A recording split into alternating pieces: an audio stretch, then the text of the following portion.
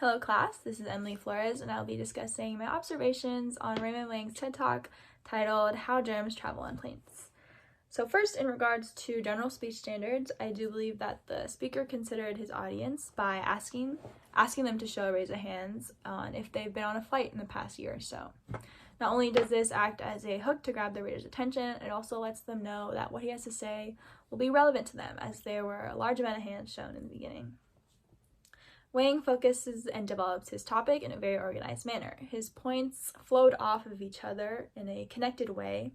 He did have a clear introduction, body, and conclusion, as well as incorporated several visual aids throughout his speech in a PowerPoint, which further engaged his audience in what he had to say. Wang did make eye contact with his audience and used natural gestures that weren't stiff at all and were not distracting as well. He did use an extemporaneous speaking style as opposed to a, let's say, informal speaking style. This showed how well versed he was in his topic.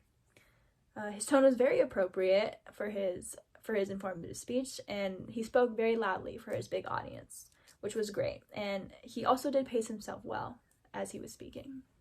Taking all these into consideration, I do believe that his speech communication process was successful. On the other hand, regarding specific audience analysis, I do believe that he was audience-centered. Again, bringing up the fact that he asked that question in the beginning, he kept the audience on his mind throughout his speech, as he knew that his audience would be connected to what he had to say about the poor circulation in airplanes.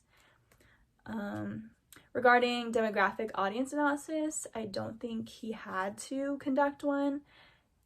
Considering his topic of plane circulation, because you do not have to be a specific age group, religion, gender, etc. to ride an airplane. So he could have, but he did not need to for this topic. And there was also no evidence of stereotyping that I saw. There was an instance, I believe, where the speaker had to adapt to the audience during his speech. And that was when he was explaining his computer software that he made.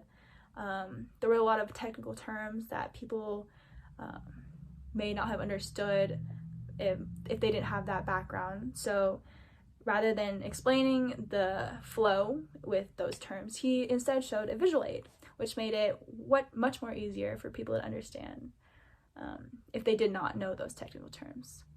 So overall, this speech was very informative and very well done. Thank you.